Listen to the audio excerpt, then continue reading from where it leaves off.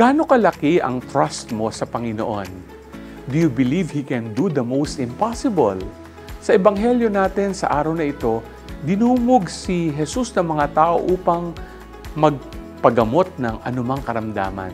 Kahit ano, at hindi sila binigo ni Jesus.